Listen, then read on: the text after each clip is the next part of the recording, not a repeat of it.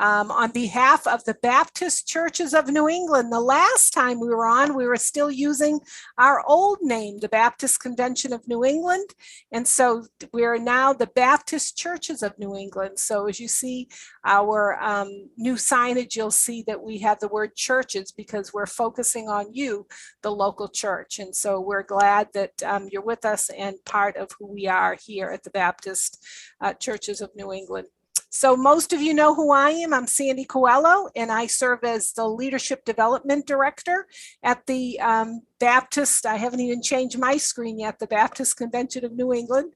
You see my email there. If you need to contact me, I'd be happy to help you in any way. And then I want to introduce my special guest and our facilitator for tonight. And that's Hal Haller, and he's our Associate Director. Hey, Hal, how are you? I'm doing great. Good. Well, we're glad you're back with us, and so excited to be talking back about knowing your community. So I'm going to let you jump in, and I think you said you want to do a little bit of review, and so I'll let you do that. And I do have a few people who have already said they'd be happy to share. So when you're ready, I will invite them to be panelists, and we can share and see how they did. All right, super. Well, I am so thrilled that you guys joined in. Sandy told me last time we had sort of a record number of people who attended the first one. And I told her, I said, the hardcore people will make the second one because those will be people who actually did the assignments or did part of those assignments or particularly more interested in knowing a little bit more. So I just want to say, I'm so thankful that each and every one of you is on board. I hope tonight will be a really encouraging night for you as we have the opportunity to do more dialogue, more conversation. Last time I was speaking 100 miles an hour, trying to fit all of that into 1 hour. And I was really thankful a lot of you stayed afterwards as we shared even more stories after our hour was completed. But really, this isn't as much about teaching as much as let's talk about some of the experience. Let's hear from each other. Let's learn from each other. Let's encourage each other. If you didn't do all the exercises or assignments, that's fine. If you did one of them, if you did something I noticed here on the chat, you did a little bit differently, that's fine. In fact, if you remember, one of the principles was go to where people live and gather. And I see that you did your assignment on Facebook. That is a place where people gather. So that's not out of line or out of sorts with the assignment. So let's take a look here in review of some of the things that we talked about, just to kind of get our minds going again with culture and context. If you remember, we talked about a number of different things in terms of what Jesus thought about culture and context. But our main thing here is our goal and our job is to customize the gospel message to every person in every community so they may know Jesus. That is our mission collectively as churches. That is our mission collectively as individuals. In fact, what we did is one part of this idea of customizing the gospel message. We did the first step of listening to God and listening to the people that we're trying to reach. One of the things that I'll be doing in the future is doing a conversation, a gospel conversation. How did Jesus go about talking to people? One thing that you will notice is that with every single encounter Jesus had, he shares the gospel to the individual based on their need and value in a way that made sense to them so that they could respond to him. And so when we're talking about evangelism, whether it's to individuals or evangelism to community, like we talked about with the Apostle Paul, our goal is to find out where people are coming on and then directly share the gospel specifically to where they're at. So here's our response to culture. We talked a little bit about, Jesus said, be in the world, but not of the world. Our response to culture is we can take the good out of it. We need to get rid of all that is evil and wrong. And our goal is to really redeem the culture. So that's the bigger ideas behind that. So, Sandy, if you'll keep going here on some of the slides, we had talked about some of the questions from Acts chapter 17. Did you get a chance to fill those out? I know I kind of gave you some ideas and thoughts, but did you do a deeper dive in answering some of these questions? These very questions based on this story are the same kinds of questions that you want to be asking of yourselves in the community that you're trying to reach. So many things that we can pull out of it. What are those places that are broken in your community? What are those places that are evil that you need to reject? Those places are a potential bridge to the gospel. The same thing with what's good, as Paul talked about with the religiosity and the culture that was there in the city of Athens. So what have you been seeing as we've had these last couple of weeks, as you've been thinking about your community, about your city? Have you been more clearly be able to identify those things that the gospel can speak to that are off kilter, or those things that are good in the community that in both cases you could build a bridge of the gospel to those individuals? So let's keep going, Sandy, because I don't want to hang out here. I want to ask you these questions again. Now, you may not have known the answer. Maybe you're a little bit farther along if you did some of the exercises. Number one, where are the places you need to go and interact with your community?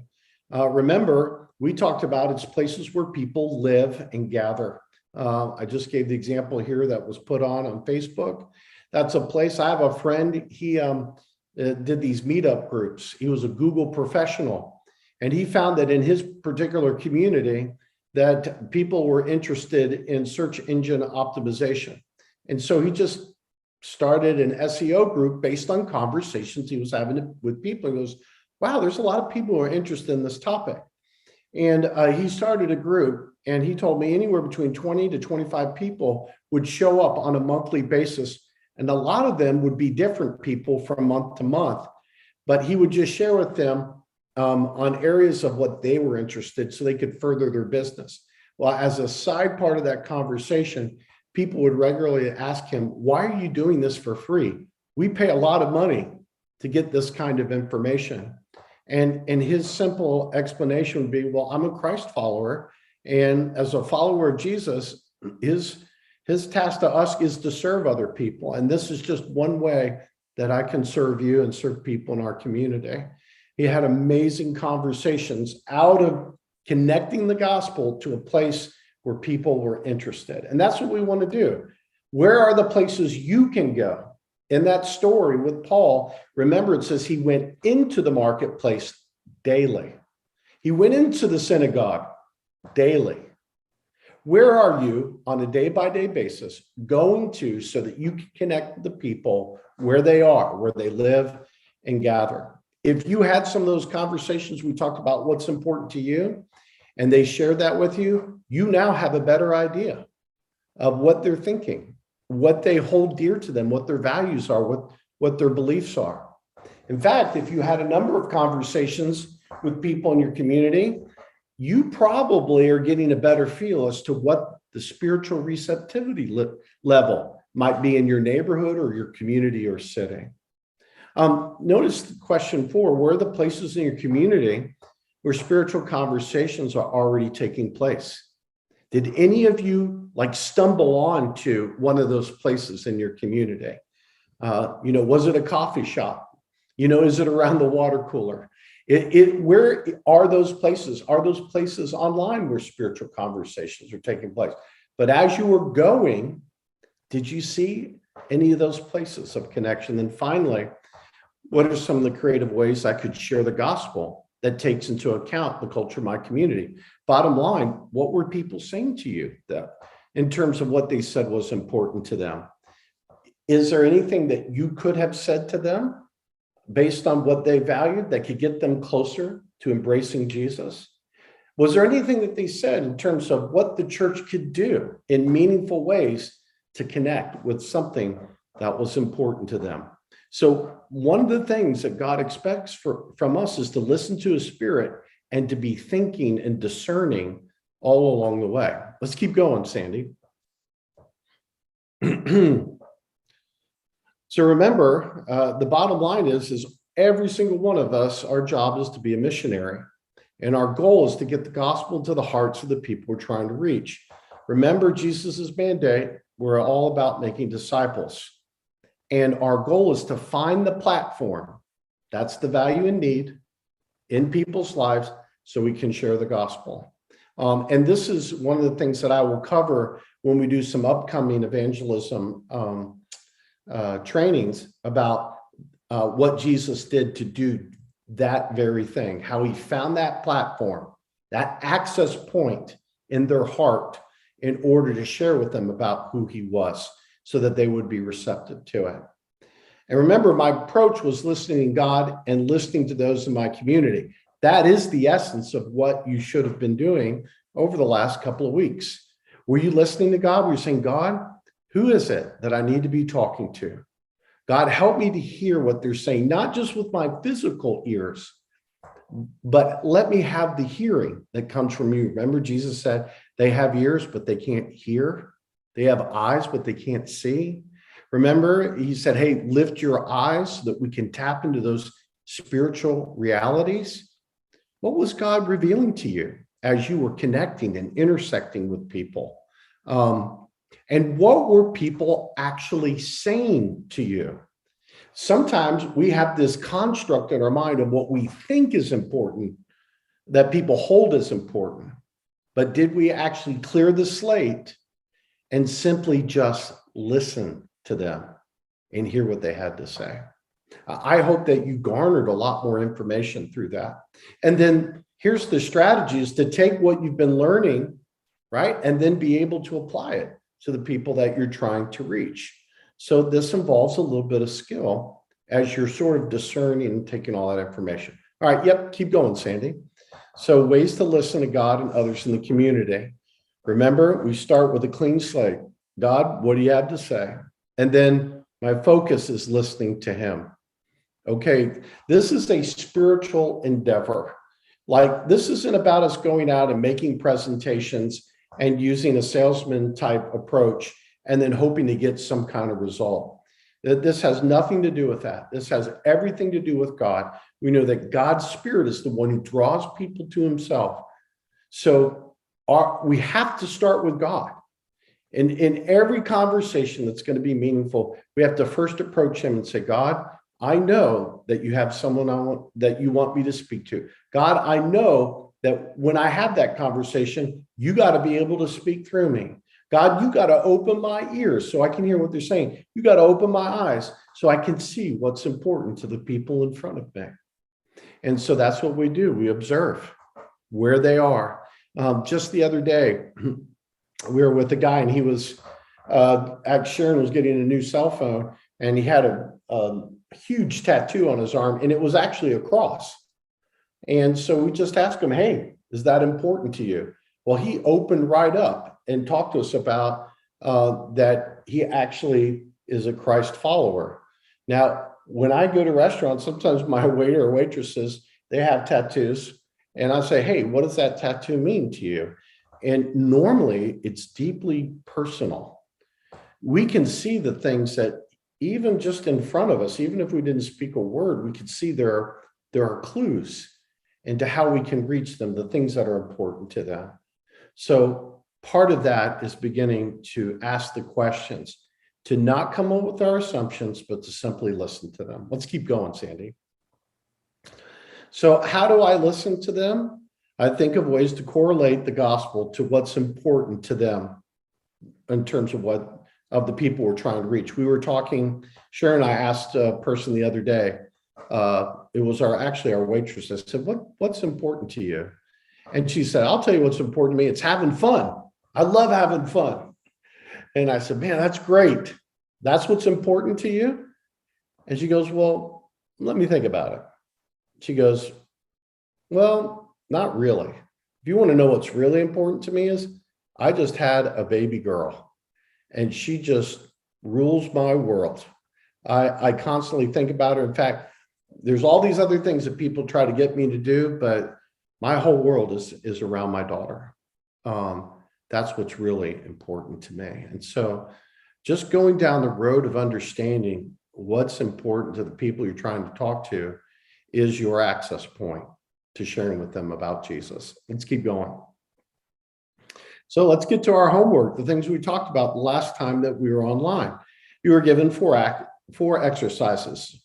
Number one was, were you able to clean the slate and just, try to get yourself postured in position to listen to him?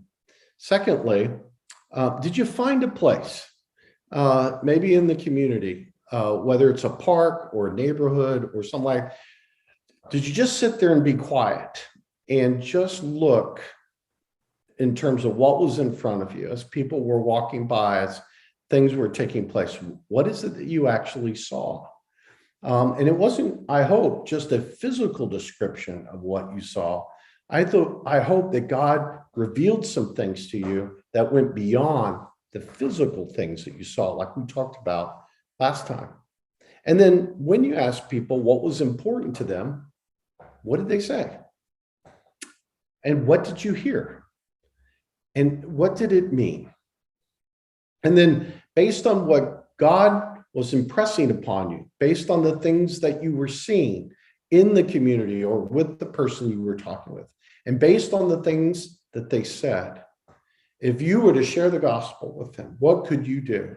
If you were a church, what could your church do to reach that individual? So let me just start out with some questions here. And I don't know how many people we have as panelists on here, but what I would like to do is, if you have the opportunity, and you don't have to necessarily speak, you can write some of your comments in the chat, and I encourage you to do that. What did you experience?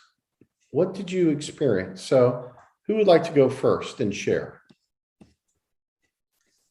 So Hal, I Yes. just invited Maggie, who said she had some observations, and then I just invited Josh, who also said that he had the experience on Facebook. So I just sent them an invitation to become a panelist, and so that they can now just unmute and start their video, and we should be able to see them. So, okay, super.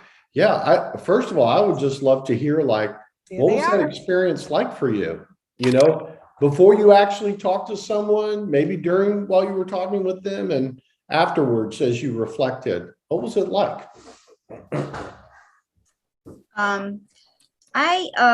We visited several different places. We didn't go to just one place. The first place that we went to was our local shopping center.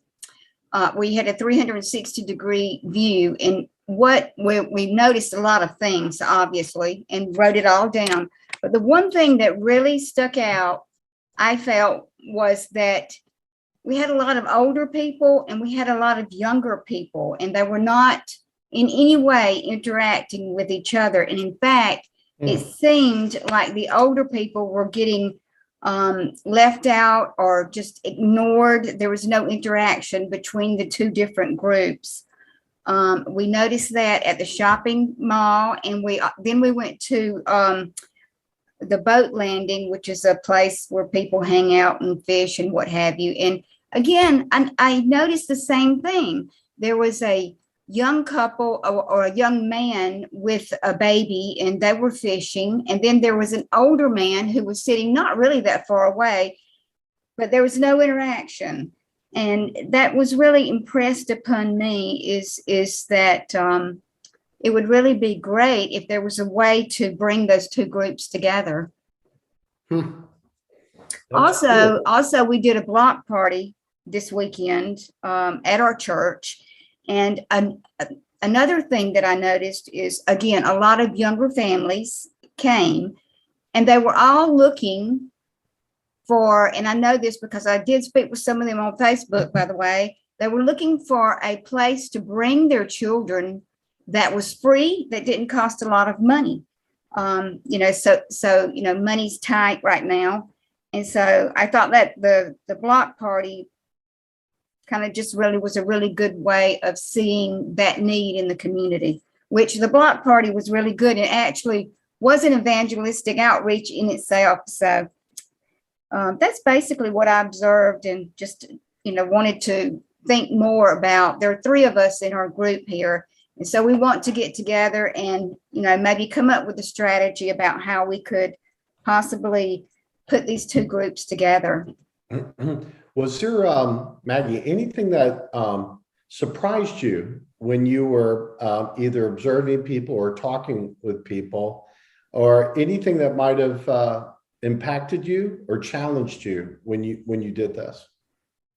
Well, I was just really surprised. I think that there's so much separation between the young people and the older people.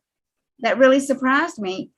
I mean, they just didn't interact at all. And the younger people would seem almost annoyed and put out by the people that had walkers or canes or were going really slow. They didn't open the doors for them. They didn't even smile at them. I mean, what does it cost to smile at somebody, or say thank you? And I just thought that was really sad. I remember one time I actually did an observation in a grocery store parking lot. And one thing I noticed was that people were coming and going, and most of them were looking down at their phones as they were going in, and many of them were still doing it when they came out, pushing their cart full of stuff. And there was very little interaction with the people who were around them. I did not see anyone on their phone. I did notice that some of them wore masks and some of them didn't. And generally it was the older people that had on the mask and the younger that didn't. Not that that matters at all. But yeah. So you felt like that there should be an interaction between the older and the younger. Just your kind, general interaction, rather than, I sensed like it wasn't even avoidance. It was, I'm in a hurry, get out of my way. That's exactly what it felt like. It felt like the younger people were like, and not all of them, I'm just speaking generally here, that the younger people were like, I'm in a hurry, get out of my way. I'm going to go around you, and I'm never, I'm not going to look at you. I'm not going to even notice that you're there. I'm just on a mission. Yeah. Yeah. Well, Maggie, thank you for sharing that. Please stay on, because there could be something more that comes to mind, or maybe a couple of people who are with you now that go, oh, don't forget to say this. Good. Yeah. One of the things that was really interesting to me is that just if you take 30 minutes and you just sit in one place and you have your phone off and you're in a moment in terms of where you're communicating with God and talking to him and ask him what you should see, how many different things that God will bring to light in front of you, and how significant that might be. Maggie, that might be something that you're supposed to be doing, either as an individual or as your church. And we have done it in the past, Hal. We used to go to the rehab center and minister to those people. We'd sing, make cards with them, all kinds of things. They really enjoyed it. But with COVID, we've been unable to do that. Yeah. Mm-hmm. So does this emphasize something more for you, or? Well, I thought today that we should do it, and I had some ideas about doing something different. I mean, we could do something outside on the lawn. And when we're ministering to those people, we're not just ministering to them, we're also ministering to their families who come and visit them, particularly on Sundays. So I'd had some ideas about how we could do things differently given the COVID situation. And one of those would be like, we could go and minister from the lawn, sing, have our children sing. We've had our children go there before too, and have our children sing, and maybe do like hand out ice cream bars or something.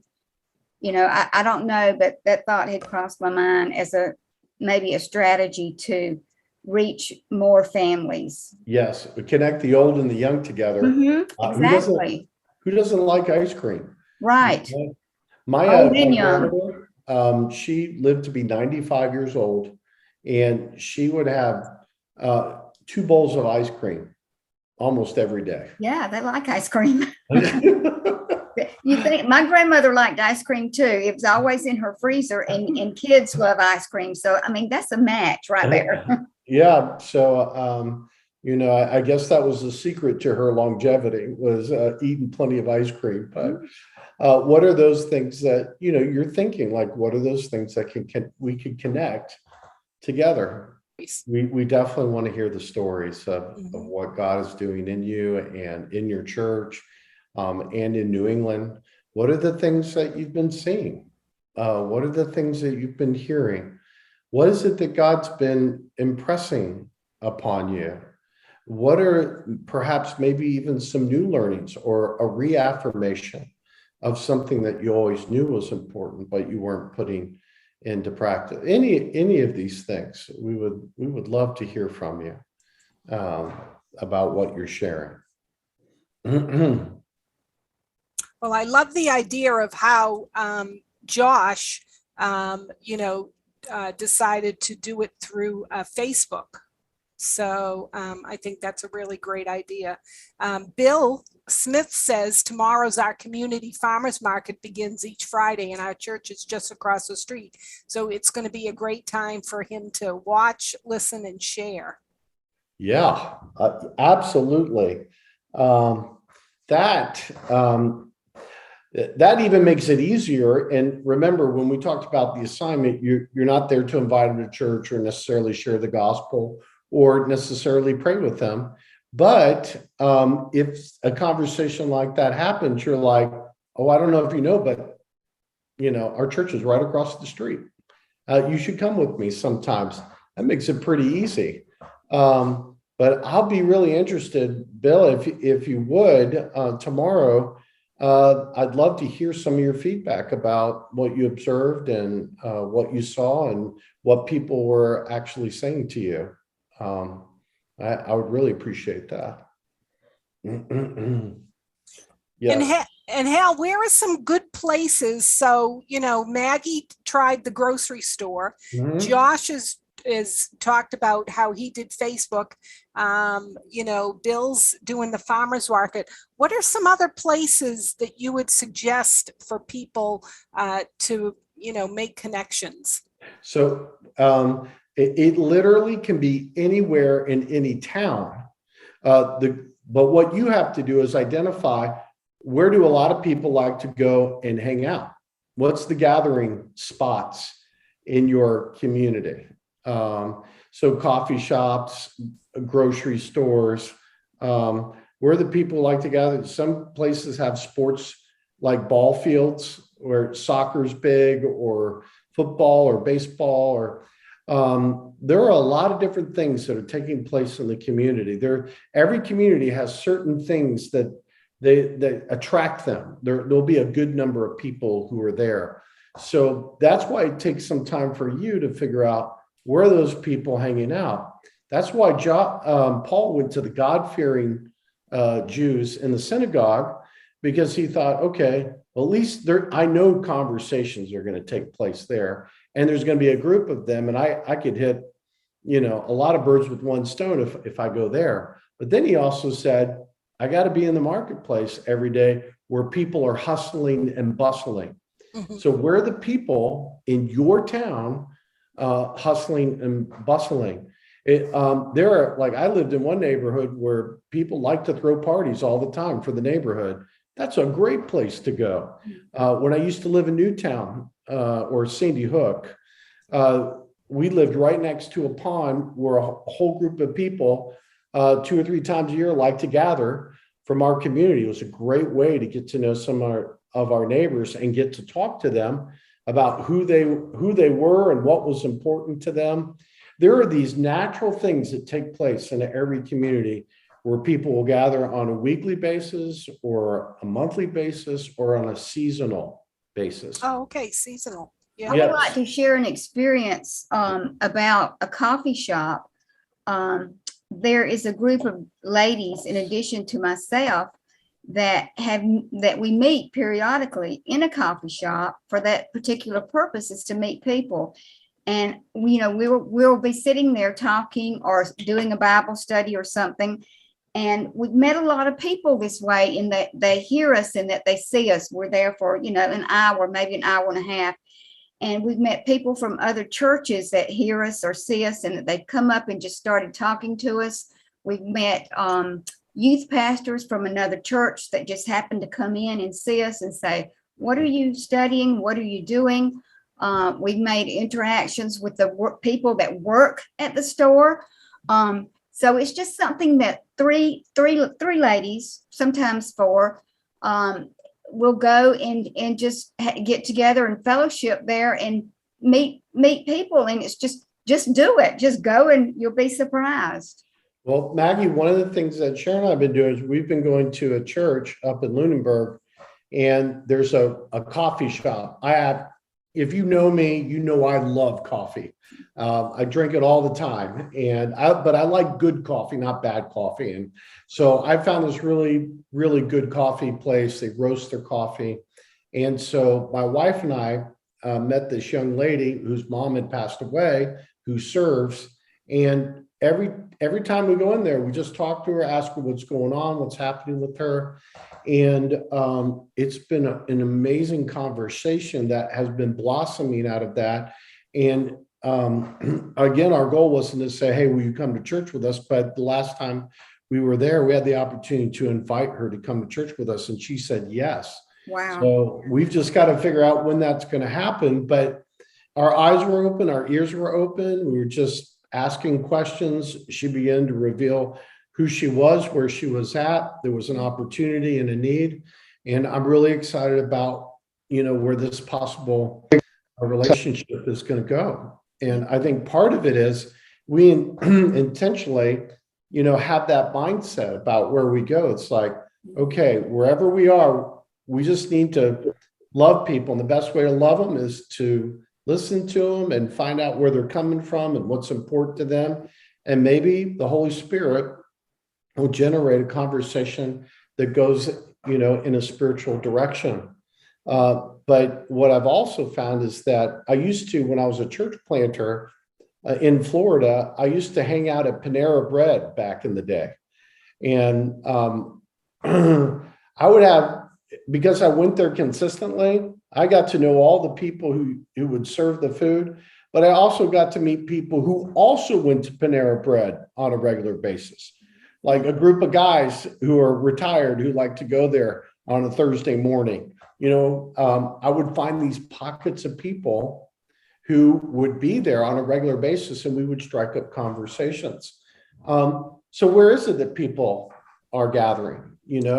One thing that really was a door opener for us was, now you may not have a 6'5" son, which I do, who's in high school and played football on a championship football team in Florida. When we moved up to the area, he was a coveted player, and they actually wrote some articles about him in the community newspaper. And everywhere we go, we'd have people come up to us and say, are you the parents of that big old kid who's playing out there on the field?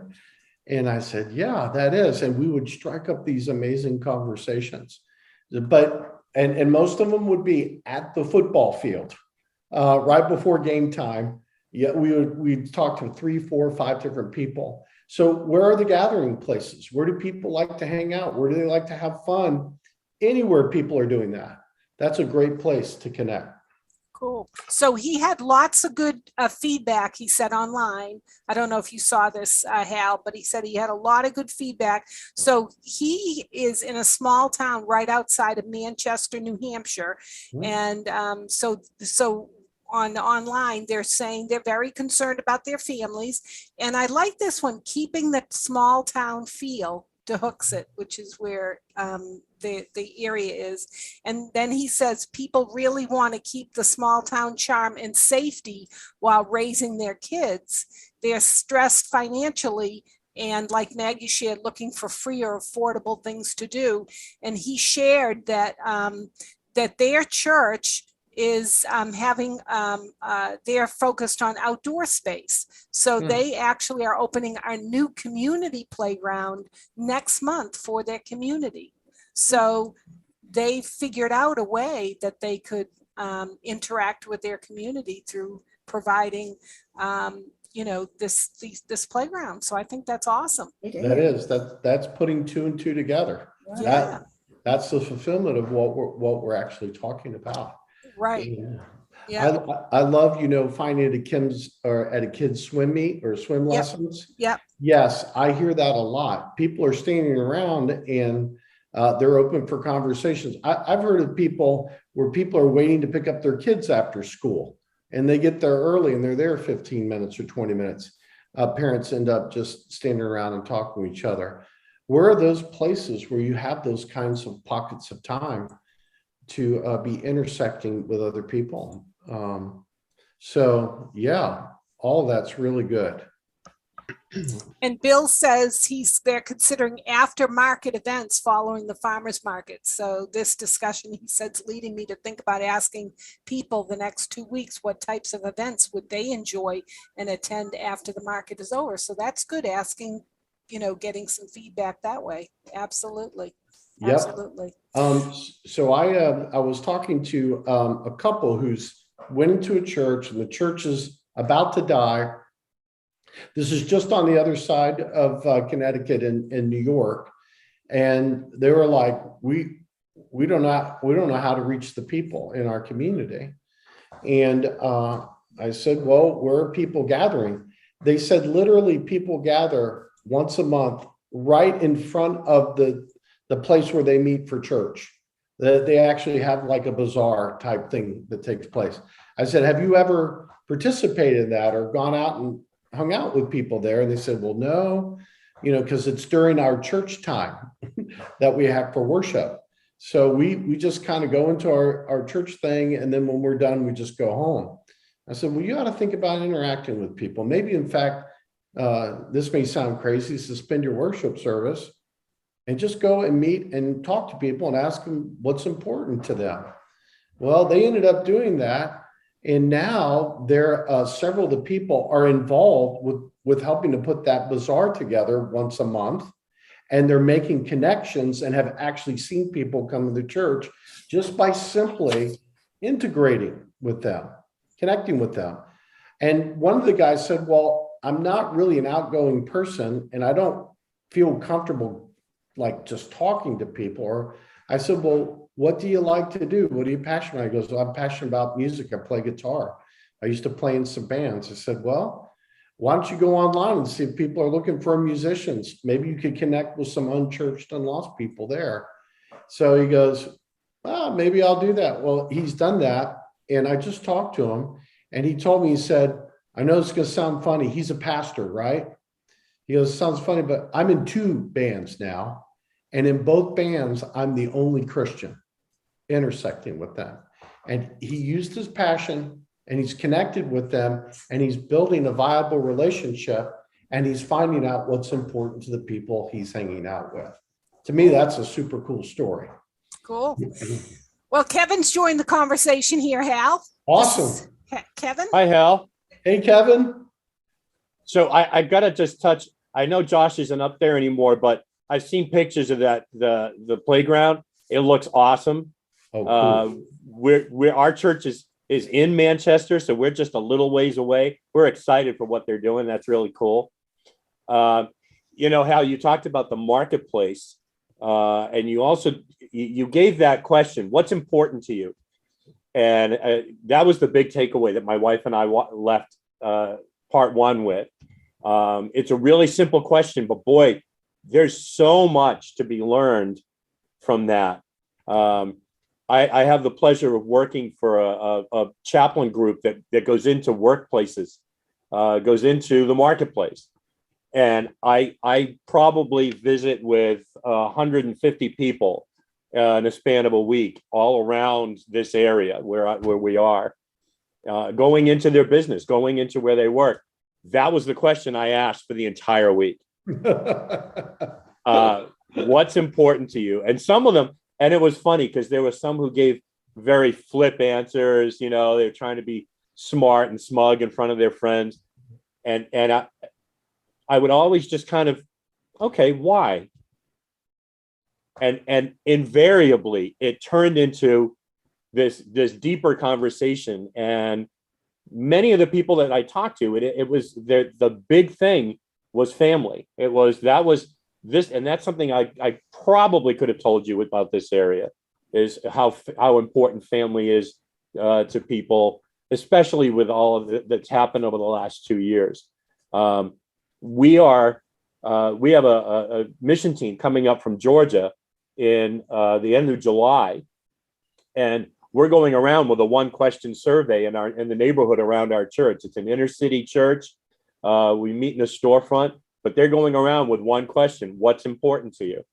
And then we're going to do a backpack program for the kids in the local elementary school, and we're also doing a cleanup with a group that already exists. These are folks for whom this part of town is important, and they do these city cleanups. They'll clean up a block. So our whole church and this mission team is joining together with this secular group just to have those conversations and build those relationships. Man, that is awesome, Kevin.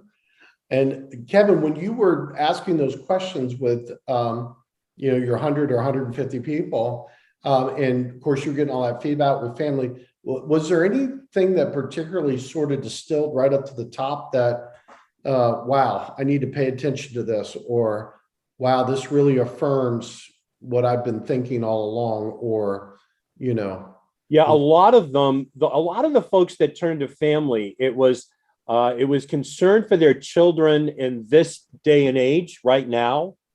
And, that seeing things on the news, seeing things in the media, what's that kind of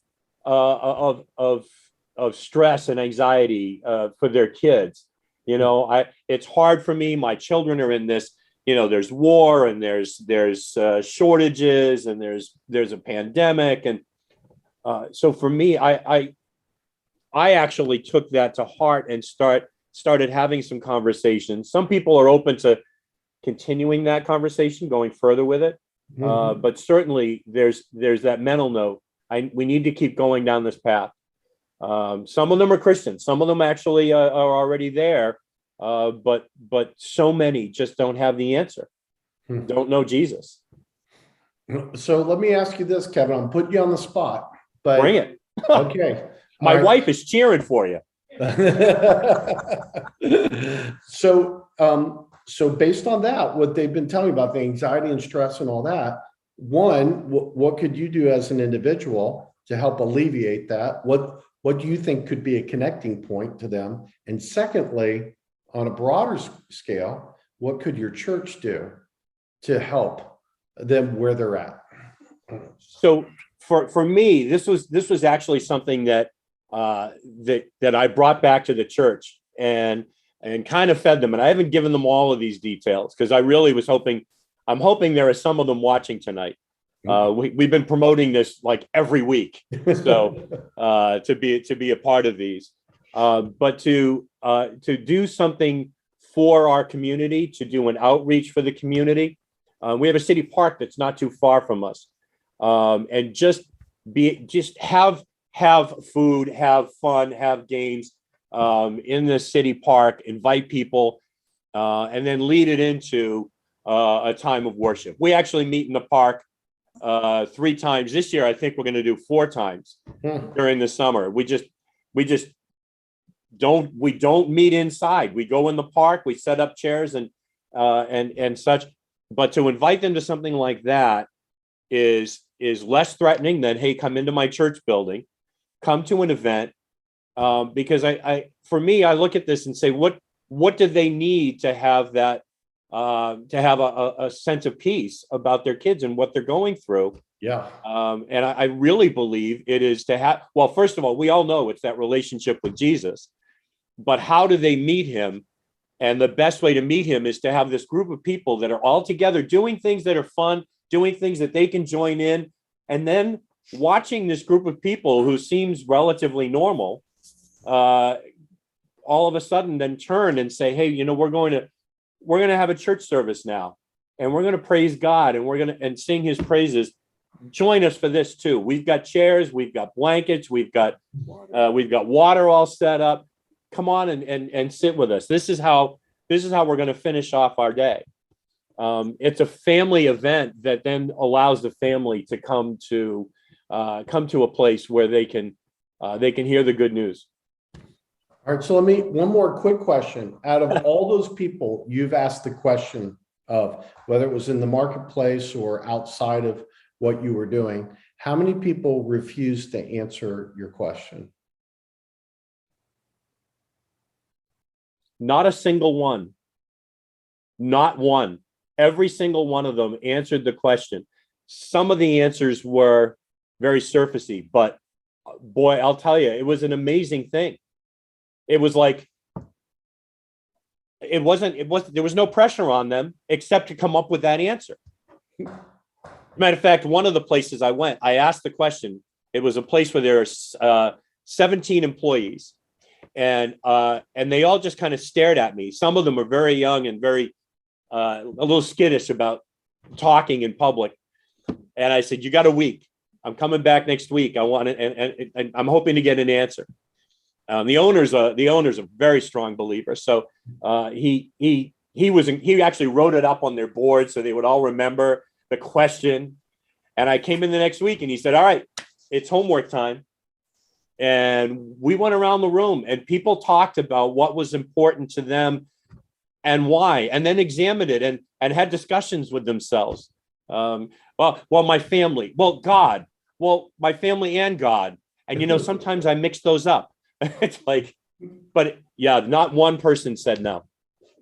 Well, that has been my experience with hundreds and hundreds and hundreds of people.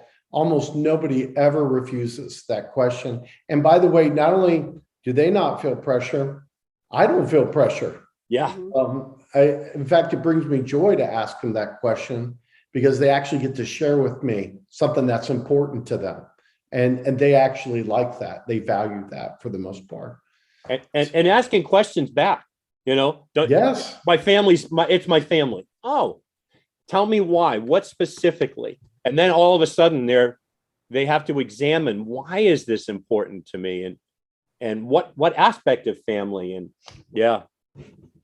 That's awesome. Did we ever get Josh online or just God bless him? Well, I read you all his notes. I don't think I don't think he was able to get back on. But let me say this, Hal, I wonder about this. Yeah, he said I tried, LOL. Yeah.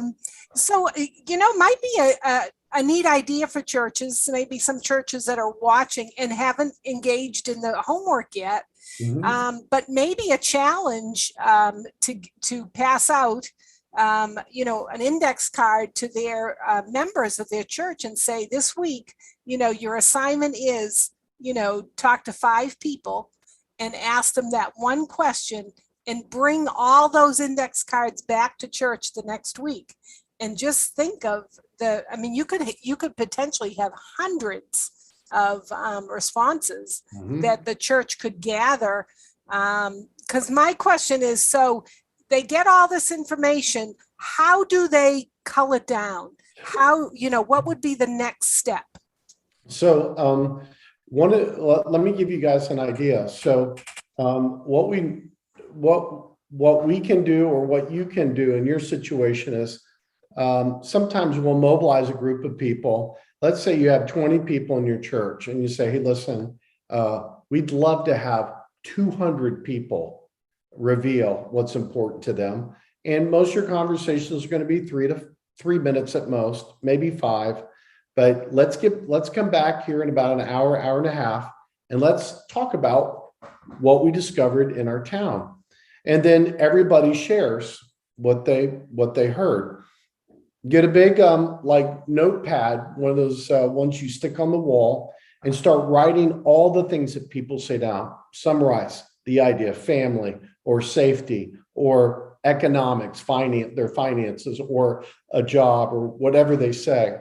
And then as that is being shared, you're going to notice that a lot of people are going to be saying some of the same things. Well, keep put a number by each one of those things. And what you'll see is that maybe out of 200, there might be 20 topics that were shared, but 5 of them, or even 3 of them, just stand head and shoulders in their responses over all the other ones. Take those 3 ideas, and let's say one of them is family, and let's use Kevin's example of there's a lot of anxiety and stress. What can we do to help relieve some of the anxiety and stress that parents have with their children in relationship to all the things that are going on? So let's construct something that as individuals we could do, and as a church could do, to be able to relieve that. And then find a way in which we're putting a plan together to help them relate that to the gospel. So remember, we talked about what we don't want to do is plan an event and then try to do something after the event to hopefully it connects or hits with someone. We want to take the thing that absolutely connects in the community and then build some kind of strategy to meet that need. So it could be things like this, which churches do and say, well, you know what? Maybe one of the things we should do is a series in our church about, what does the Bible have to say about stress and anxiety or uncertain times? Maybe that's something we could do as a church. Maybe there's some things like could be as simple as we're going to have a few park days and we're just going to bring families together and we're going to have fun. We're going to bring some bounce house up there and we're going to have a message. And our message is in uncertain times, in stressful times, the church wants to bring about some reprieve and rest and fun. There could be a million ways in which you could say we're going to offer a study for parents. We're doing a specific study for parents to help them help their children deal with some of the stress that's come with everything that had been related to the pandemic, that's related to what's happening in the world in Ukraine or whatever. And this is what we're going to do to help you. Well, if you do something like that, you can certainly weave the gospel into how does a believer handle stress? How do we handle stress? Well, we go to God. We can cast all of our burdens on Him because He cares for us. That means if we have a relationship with God, all the things that burden us and stress us, we can turn over to God. Just for example, you can weave those things in from the scripture that relate particularly with the stuff that they're dealing with. And in that way, you become extremely relevant to the thing that's capturing their mind and their heart. And the more that you can do that as an individual and as a body of believers, a family or a church, the more effective you're going to be to hit people where they're at.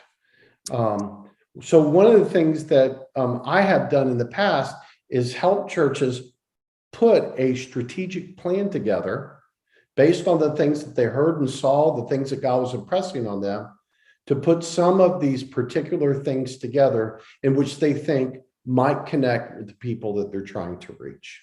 And if you would like to do that, just I'm going to put our offers on the table. Sandy and I can do that for you. And in fact, it could be like a Saturday morning from like 9 to 12 in the morning. You may want to schedule it around a specific event or place in the community, but at the very least, gather some people at your church. In some cases, there might be some other churches around that want to do it together with you, and you get a broader view of your community, and maybe you can get 30 or 40 or 50 people in the room by combining some churches and saying, for instance, we want to reach the city of Manchester and that area.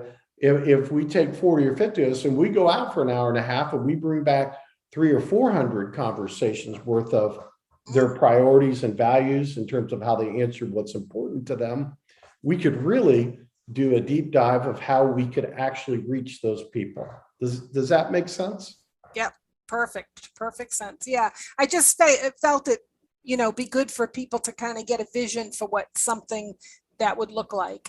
And now that we're getting to the end of our time, want to remind people that all of the information that Hal shared the last time we have as a resource sheet, and we can send you. And then of course you can listen to part 1 again if you want to take a deeper dive into what he's been talking about. And hopefully tonight's given you some stories and encouragement, and perhaps some new strategies to think about how you'll understand your community better. So Hal, great insights, great insights. Thank you, Sandy. Great insights. So we want to thank everybody, for joining us tonight. We'll stick around for a few more minutes. I know Bill put something in the chat, but just want to remind people that need to take off now that the webinars that we have, if you go to bcne.net/evangelism webinars, you'll see a lineup of all of the ones that are coming up. Hal hasn't yet told me some dates for a couple of the ones that he's going to talk about, gospel conversations. Yeah. But remember, if you have 3 people that come to any of our evangelism webinars live, you are eligible for a $250 grant. And you can get up to $1,000 in grants. So if you go to 4 webinars with 3 people, you can apply for a grant. And we've already sent out 5 churches have already put their grant applications in. So the money is moving, and we want to help you do evangelism because that's what the money is going to be used for. So check that out at bcne.net/evangelism webinars. And so glad you could join us. And Bill says, as we wrap up, Hal, 5 from my men's Bible study stayed an extra hour to participate in this webinar. So there you go, Bill. Hopefully you're going to fill out your application. And Kevin was on the one earlier this week on the Roman road. So many opportunities. So hope you'll take advantage of this. This is a really good opportunities for our churches to, get some funding so that they can help, do evangelism in their area. So again, thank you, Hal. Any parting words as we go? Yep. Thank you, Sandy, for hosting, doing a great job like you always do. And I just want all you guys to know that we're here for you. We're available. We want to serve you and whatever we can to help you make a difference for the gospel where you're at. So whatever we can do to help you, encourage you, just know we're here for you. And as Sandy began, Baptist churches of New England, we are about the local church. We're about what you're doing, and we want to help you be successful in what God's called you to do. So thank you for taking the time.